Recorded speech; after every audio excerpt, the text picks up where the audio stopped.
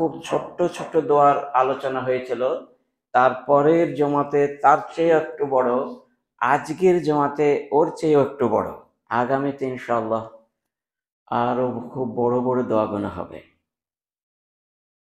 সব রকম দোয়ার অবশ্যই কিছু না কিছু মুখস্থ করে প্রস্তুতি হয়ে 5 ওয়াক্ত সালাতের পরে এবং বিভিন্ন অন্যান্য সময়েও পড়তে হবে। এর আগেও বলা হয়েছিল যে দোয়া পড়ার কোনো সময়সূচি নাই।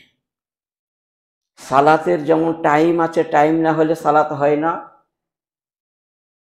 ফির হজের টাইম আছে, সেই দিন না আসলে আরফার দিন না হলে হজ হয় না।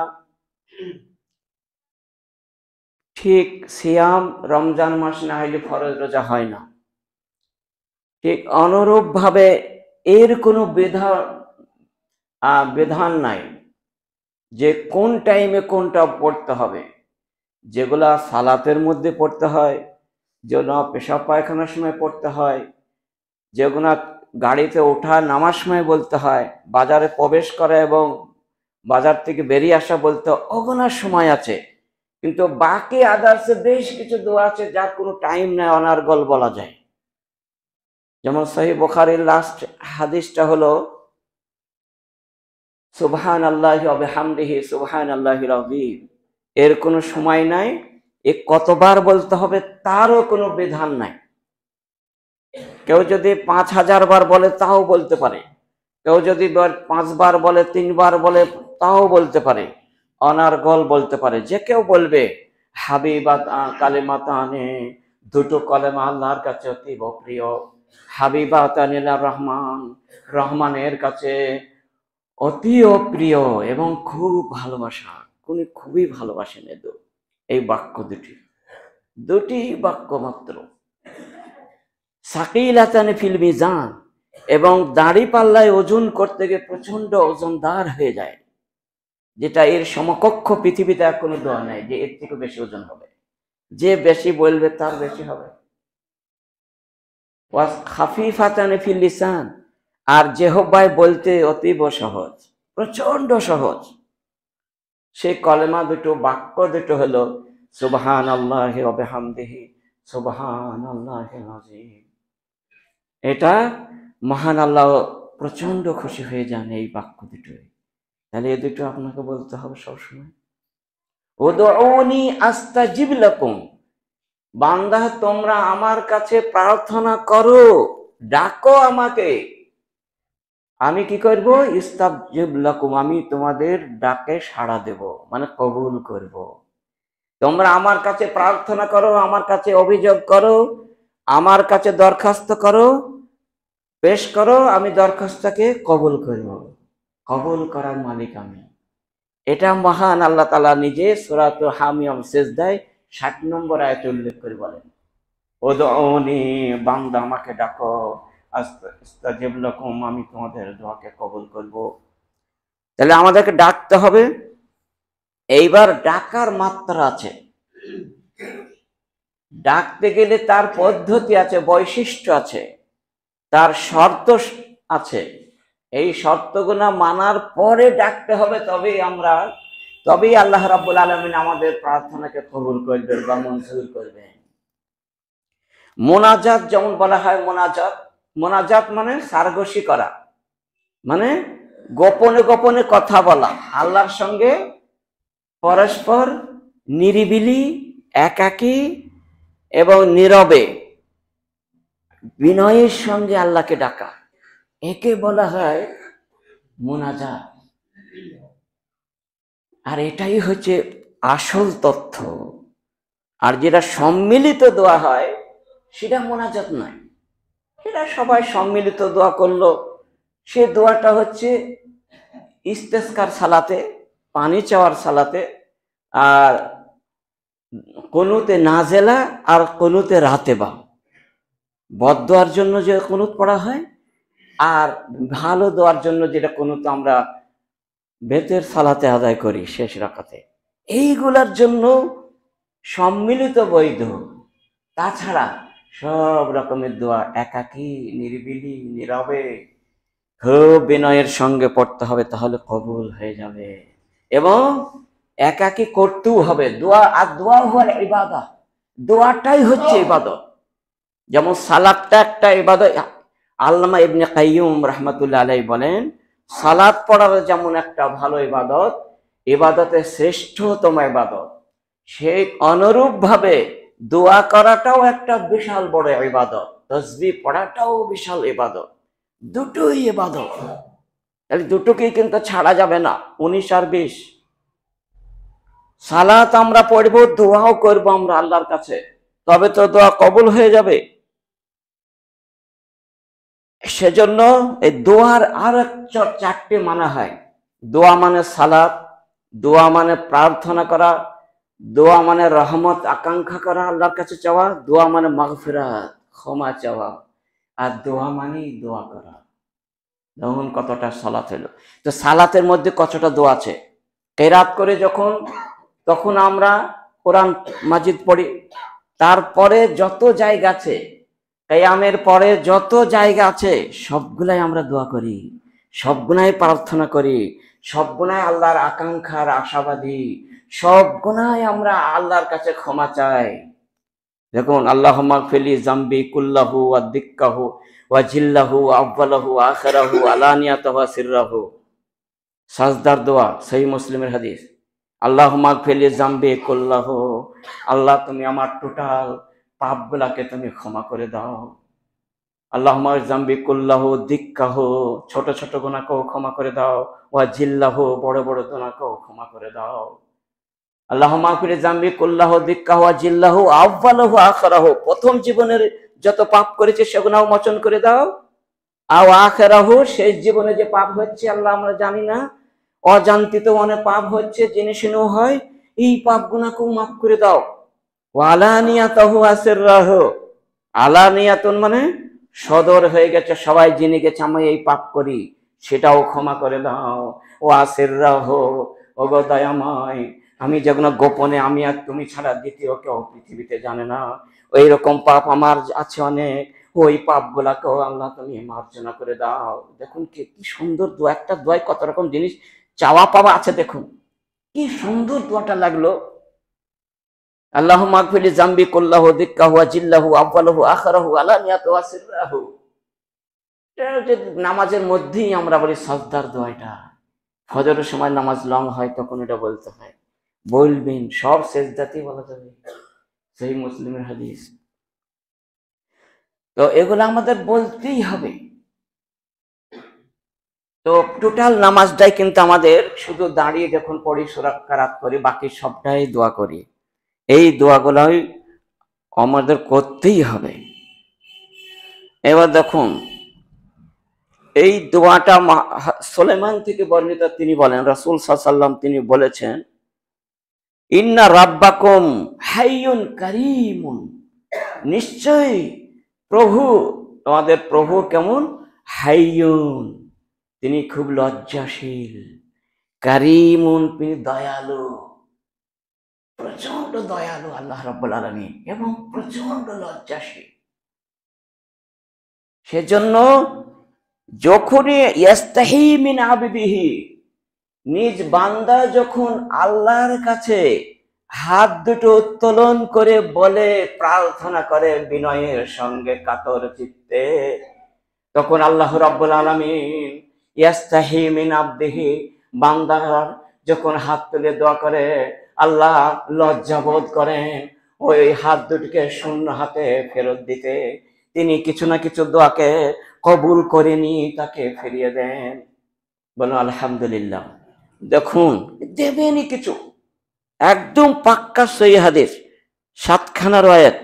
সেজন্য অবশ্যই সহিহ আবু দাউদে 1488 নম্বর হাদিস, যে শূন্য হাতে ফেরাইতে তিনি লজ্জা বোধ করেন, দেবেনই। তাই তো দোয়া করা তো খুব প্রয়োজন গো। দোয়া তো আমরা করি না, একদম ছেড়ে দিয়ে বসে আছে মনে হচ্ছে যেন। দোয়া করবেন, আয়ারুদ্দাহুমা সিফরান, আল্লাহ তাআলা শূন্য হাতে ফেরত দিতে লজ্জা করেন, তাই তিনি কিছু না কিছু দিয়ে দেন। আর আল্লাহর কাছে না চেয়েই তো আমরা কত কি পেয়ে গেছি গো, না চাওয়াতেই আল্লাহ কত কি আমাদেরকে দান করছেন। আমাদের রুজি দান করছেন, তিনি রুজিদাতা। আমাদের চলন শক্তি এখান থেকে ওখান থেকে হাঁটা চলা করার ক্ষমতা নেই আল্লাহর। আল্লাহর শক্তি ছাড়া আমাদের চলার ক্ষমতা নাই। আল্লাহর শক্তি ছাড়া আমাদের পাপ থেকে ফিরে আসার ক্ষমতা নাই। আল্লাহর শক্তি ছাড়া আমরা জান্নাত যাওয়ার কোনো ক্ষমতা নাই।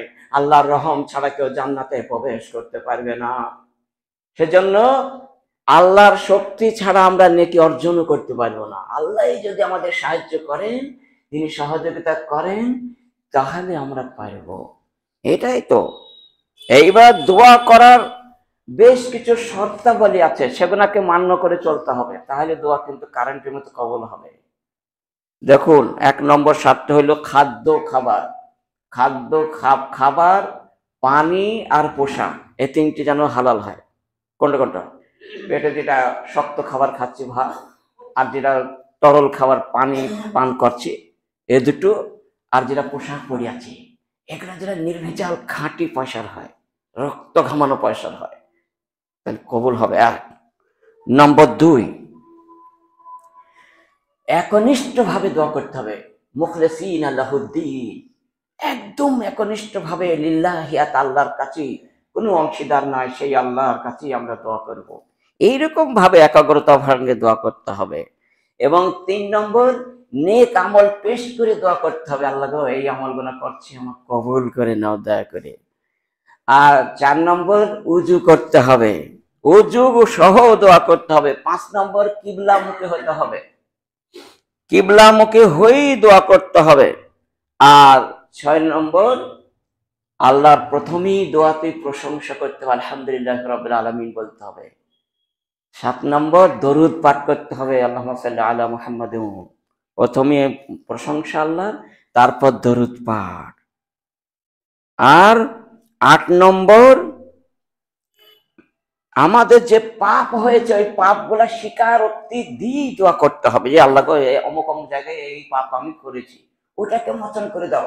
সেই পাপটার টার্গেটটা সামনে নিয়ে দোয়া করতে হবে, কাউকে বলা হবে না, প্রকাশ্য করা হবে না, পাপটা নিজে নিজেই আল্লাহর কাছে বলতে হবে যে ওই পাপটার জন্য আজকে সালাতুল হাজা 2 রাকাত নামাজ পড়লাম, প্রয়োজনীয় নামাজ, তারপরে তোমার কাছে হাত তুললাম, ওই দোয়াটাকে তুমি ডিলিট করে দাও, মিটিয়ে দাও, ওই দোয়াটাকে আমলনামায় থেকে তুলে দাও, হে প্রভু। এটার জন্য একনিষ্ঠ ভাবে, খুব বিনয়ী ভাবে করতে হবে। 9 নম্বর। আর 10 নম্বর, আসমাউল্লাহে হোসনা, আল্লাহর যে সমস্ত নাম আছে, গুণাবলী নাম আছে, 99টি নাম আল্লাহ, মান আহসাহা দাখালাল জান্নাতা, রাওয়াহুল বুখারী।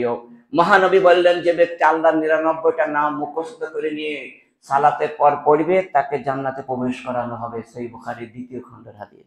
তাইলে বোঝা গেল, দেখুন কতটা ভালো। সেজন্য ওই নাম ধরে যে ডাকবে, তাকে আল্লাহ কবুল করবেন, যেন রহমান, যেন রহিম, যেন গফুর, এগুলো সব আল্লাহর নাম। 11 নম্বর, নীরবে করতে হবে, চিল্লানো হবে না, কাউকে শুনি নয়, দোয়া করতে হবে মনে মনে, বুক ভাসিয়ে চোখ দিয়ে অস্ত্র বইয়ে দোয়া করতে হবে।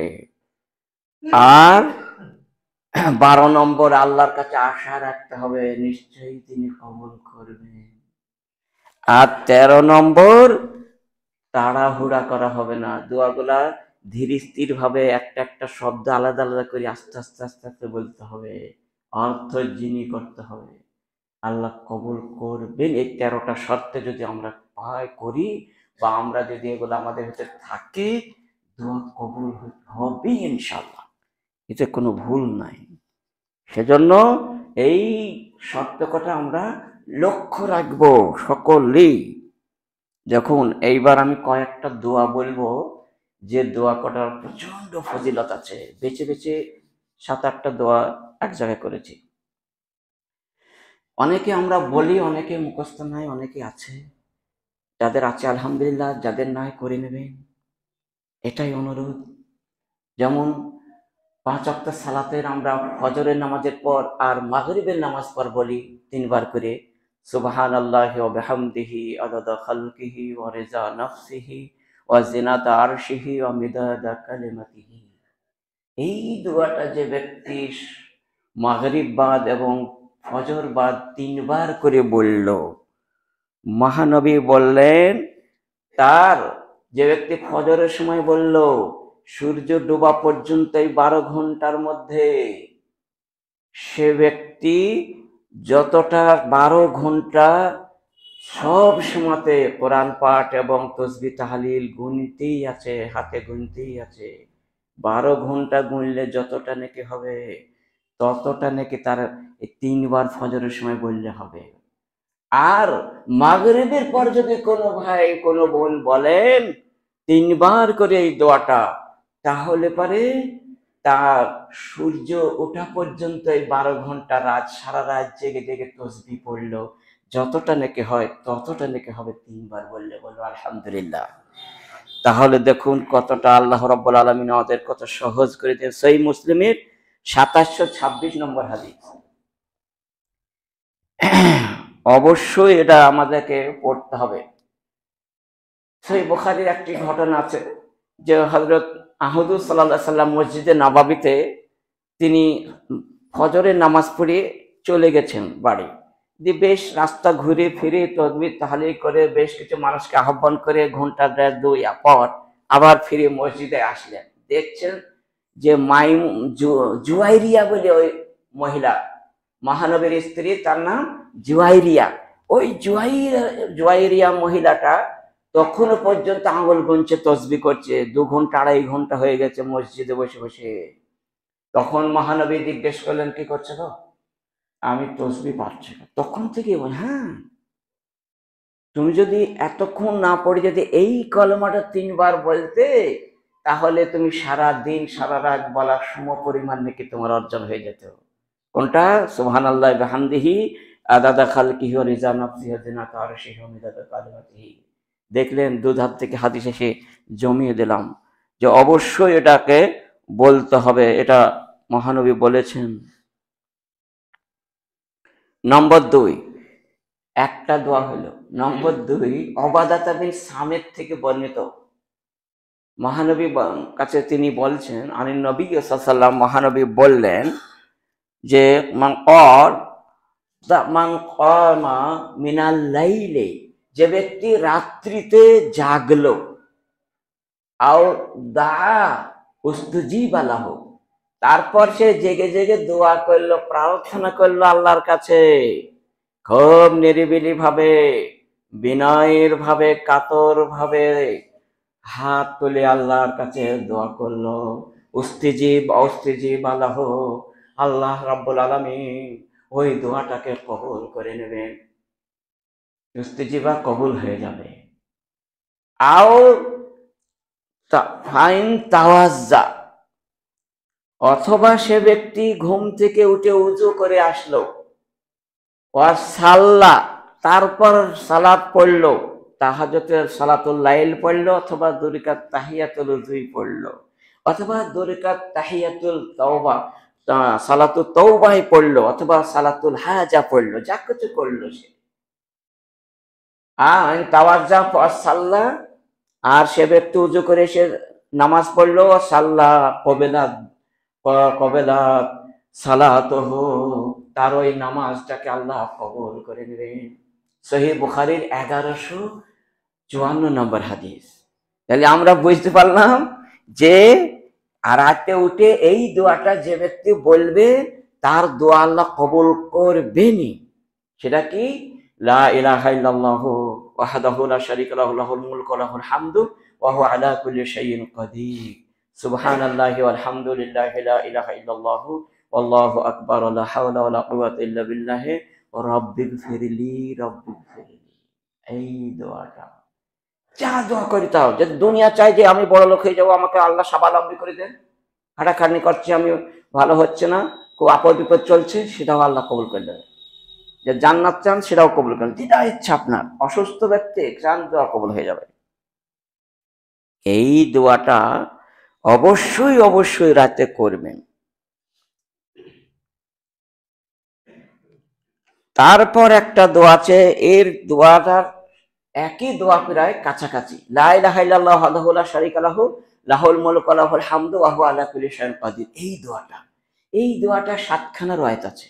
7 রকমের ফজিলত। তা দুটো একটা বলি যে এর ফজিলত সম্বন্ধে কি হাদিসে রয়েছে।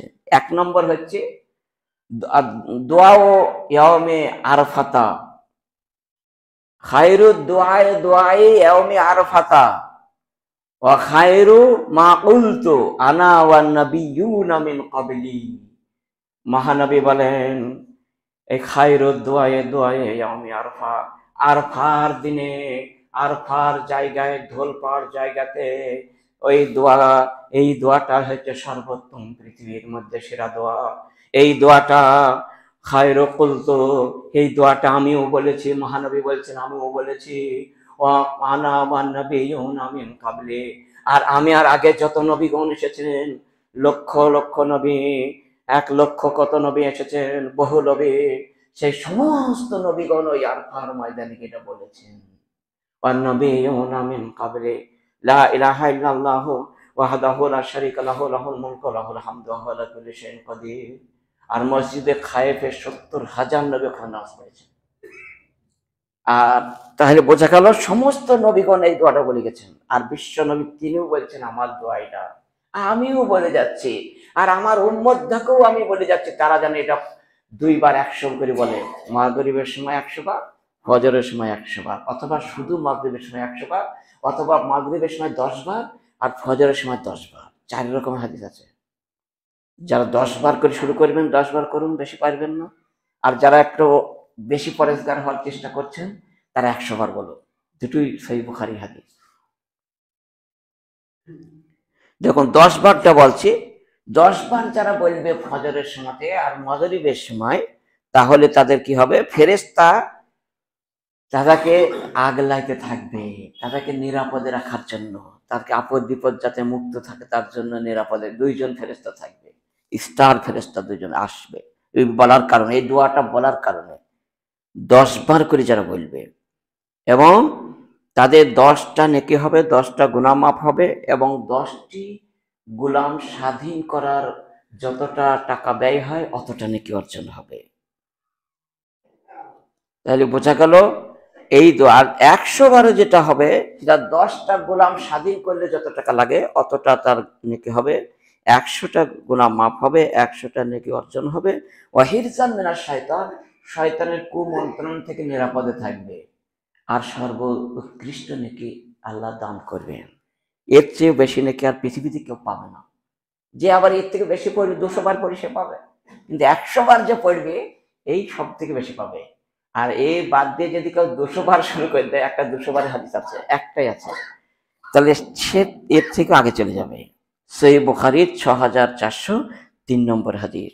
আরেকটি হাদিস পাওয়া যায়, এটাই সহিহ তিরমিজিতে আছে, এবং মুসনাদে আহমদের 6740 নম্বর হাদিসটা পাওয়া যায়, লা ইদরিকুহু আমালুন, আমলের দিক দিয়ে এর জোড়া পৃথিবীতে দ্বিতীয় কেউ হবে না। 4খানা হাদিস এটা রদ করলাম, 4 রকমের ফজিলত বর্ণনা করা হলো একটা হাদিসে। অবশ্যই হয় 10 বার, না হয় 100 বার। শুরু করে দিন। সাইদ থেকে বর্ণিত আছে, মহানবী বললেন দাওয়াতু জিন্নুন ইজা দা ওয়া ফি বাতনিল হুতে। জিন্নুন একটা দোয়া করেছিলেন, জিন্নুন বলে একটা নবী, সে নবীর আরেকটা নাম হলো ইউনুস আলাইহিস সালাতু ওয়াস সালাম, এটা বলে সবাই জানবে। আর জিন্নুন বলে হাদিস আছে, এটা কেউ জানে না। তো জিন্নুন বলা হয় কেন, মাছের পেটে উনি গেছিলেন, বহুদিন মাছের পেট, কয়েকদিন থাকার পর আল্লাহ তাআলা বের করে দিয়েছিলেন। সেই সময়তে উনি বারবার বলেছিলেন লা ইলাহা ইল্লা আনতা সুবহানাকা ইন্নী কুনতু মিনাজ জালিমিন। সূরা আম্বিয়া 87 নম্বর আয়াতে এটা রয়েছে।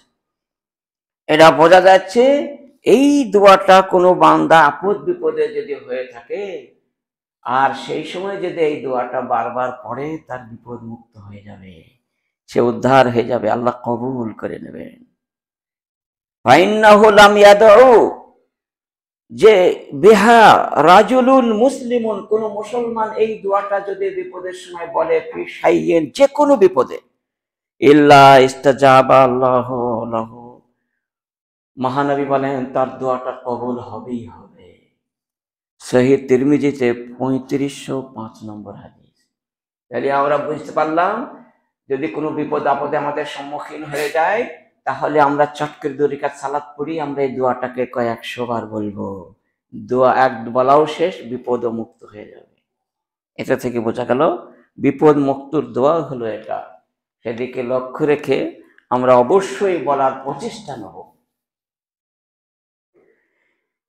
আর সুবহান আল্লাহিল আজিম ও বেহামদিহি, এই দেখুন এই দোয়াটা, সুবহান আল্লাহিল আজিম ও বেহামদিহি, সহজ দোয়া, আমরা বলিনি তাই। এটা যদি কোনো বান্দা বলে, এটাও 3খানা রায়াত পাওয়া যাচ্ছে, সুবহান আল্লাহি আজিম ও বেহামদিহি লাম ইউফা আহাদু মিনাল খলাইকি, আল্লাহর সৃষ্টিকুলের মধ্যে এর নাগাল কেউ পাবে না যে এই দোয়াটাকে 100 বার সুবহান আল্লাহিল আজিম ও বিহামদিহি বলবে, যে কোনো টাইমে, কোনো টাইম টেবিল নাই। জোহরের সময় বলতে পারেন, আস্তায় গাড়ি চালাতে বলবো চলে গেলেন সুবহান আল্লাহি আজিম ও বিহামদিহি, আজিম ও বিহামদিহি, কোনো সময় সূচি নাই, যখন ইচ্ছা। 100 বার যদি কোনো বান্দা বলে, তাহলে তার কি হবে, লাম ইউকা আহাদু মিনাল খালায়েকে, সারা পৃথিবীতে এর লাগায় কেউ জোড়া হবে না, এই 1 নম্বরে থাকবে। জান্নাতুল ফেরদাউসে 100 তালা, সে 100 তালার উপরে থাকবে। এটা যে ব্যক্তি বলতে হবে, সেই আবু দাউদে 5091 নম্বর হাদিস, 5091 নম্বর হাদিস, এবং তিরমিজিতে এই হাদিসটাই এসেছে যে একটি তার জন্য একবার বললে একটা জান্নাতের গাছ বপন করা হবে, লাগানো হবে, 2 বার বললে 2টো ফল, 3 বার বললে 3টি ফল, একবার নেশপাতি, একবার আম, একবার জাম, একবার কাঁঠাল, একবার লেবু, একদিন আপেল, এরকম হবে। 100 বার যদি বলে, 100 রকমের গাছ লাগবে, বলে আলহামদুলিল্লাহ। সহিহ তিরমিজিতে এর হাদিসটা কি সুন্দর মহানবী বললেন।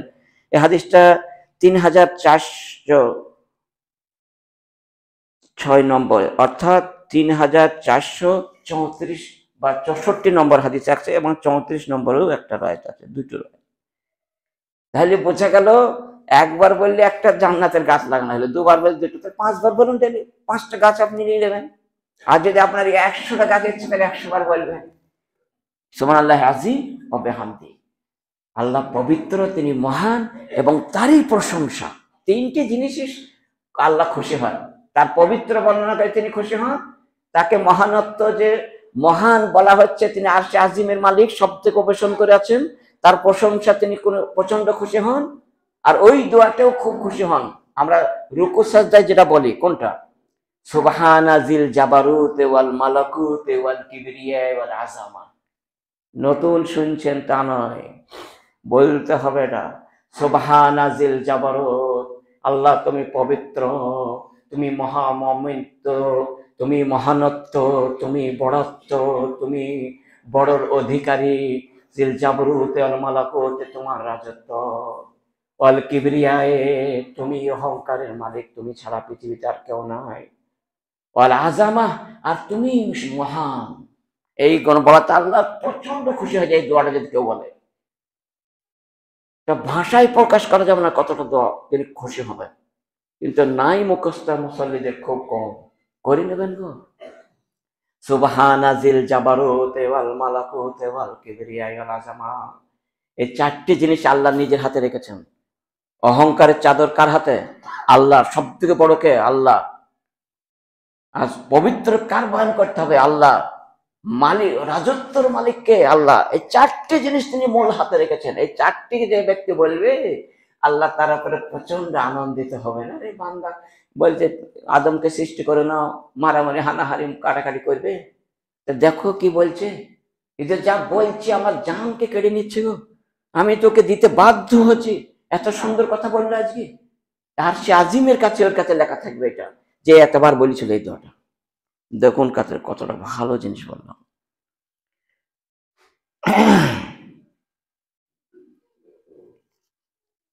যাই হোক, 5খানা দোয়া আমার বলা হলো, আর 4খানা থাকলো, সময় সাপেক্ষ নয়। তো দোয়া গোনা হচ্ছে প্রচন্ড ভালো ভালো দোয়া, এই দোয়ার কোনো জুড়ি পাওয়া যাচ্ছে না, সেজন্য অবশ্যই এই দোয়া গোনা মুখস্থ করবেন। এর মধ্যে আর একটা ভালো দোয়া দেখি, যেটা বিশ্বনবী সবসময় বলতেন, সবসময় নবী একটা দোয়া বলতেন, কোনো দোয়া করতে গিয়ে কোনো একটা আকাঙ্ক্ষা আছে যে আজকে এই দোয়াটা আমি আল্লাহর কাছে নিরিবিলি মানাজত করে বলবো, তাহলে কি বিষয়ে সেটা তিনি ভেবেছেন, তার আগে এটা বলছেন। এমন কোনো দিন হয়নি যেটা বলা হয়নি তারপর বলছেন। পয়লা আল্লাহর প্রশংসা, তারপর নবরত্ন দরুদ পাঠ, তারপরে এটা কোনটা, আল্লাহুম্মা আতিনা ফিদ দুনিয়া হাসানাতাও ওয়া ফিল আখিরাতি হাসানাতাও ওয়া কিনা আযাবান নার, এটা। আর এই ইসমে আজমটা, আল্লাহুম্মা ইন্নী আসআলুকা বিআন্নী আশহাদু আন্নাকা আনতাল্লাহ লা ইলাহা ইল্লা আনতাল আহাদুস সামাদুল্লাযী লাম ইয়ালিদ ওয়া লাম ইউলাদ ওয়া লাম ইয়াকুল লাহু কুফুয়ান আহাদ। এটা বললে, এই চারখানা বললে দোয়াটা কবুল হওয়ার জরুরি হয়ে যাচ্ছে আল্লাহর কাছে। আল্লাহ করবেনই দোয়া কবুল, এতে কোনো খাজ নাই। এই চারটে যদি বলা হয়, তারপর যে দোয়াটা আপনি করবেন মনস্থ করেছেন, তারপর বলবেন, দেখেন 7 দিনের মধ্যে হোক 3 দিনের মধ্যে হয় আপনি পেয়ে যাবেন, কিন্তু কাউকে বললে কিন্তু পাবেন না। এটা নিরিবিলি একাকী করবেন, হবেই এটা। আর চেক করে দেখবেন ইনশাআল্লাহ আজিজ হয়ে যাবে এটা। সেজন্য কাসরাতে মহানবী খুব বেশি বেশি দেওয়া। আনাস থেকে বর্ণিত, কানা আকসারুন নবী দুআইন নবী সাল্লাল্লাহু আলাইহি সাল্লাম আল্লাহুম্মা আতিনা ফিদ দুনিয়া হাসানাতাও ওয়া ফিল আখিরাতি হাসানাতাও ওয়া কিনা আযাবান নার।